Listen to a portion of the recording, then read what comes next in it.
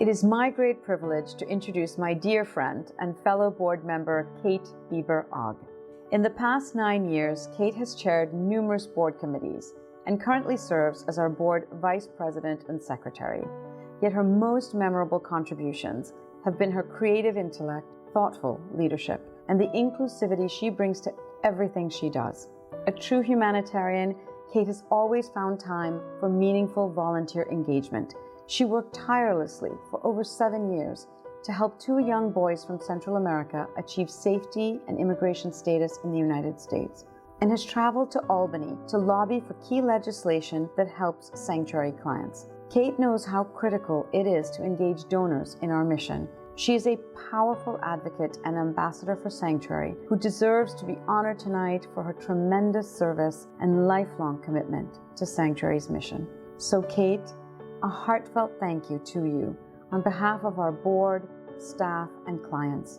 And thank you too from me for your mentorship and abiding friendship, which I value always. Welcome to the stage, 2025 Zero Tolerance honoree, Katharine Bieber-Ogg.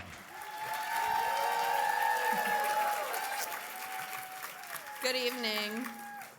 A little overwhelmed by the number of people in this room. I'm here not because of what I've done for Sanctuary, but because of what Sanctuary has brought to my life. Over the last decade, when I've told people that I serve on the board of directors of Sanctuary for Families and explained that it's New York City's largest provider of holistic services for gender violence survivors and their families, a frequent response is, "That must be so depressing." I always have to stop them immediately and correct them. It's appalling that intimate partner violence is still so prevalent in 2025. However, Sanctuary is a place that turns hope into change, and that is why I continue to support them with everything I can. Sanctuary was started 40 years ago by a group of women who saw a problem in our city. When women who were being abused by partners did not have a safe place to go, when police would not help them, and judges and courts, even when they wanted to help, had little legal recourse. So those women banded together, raised some money, and got to work, providing shelter and counseling and safety planning. Our lawyers came up with innovative legal strategies that created precedent and advocated in the legislature to make sure there was legal recourse. They trained police and judges and lawyers and counselors to recognize when someone needed help and how to appropriately provide it.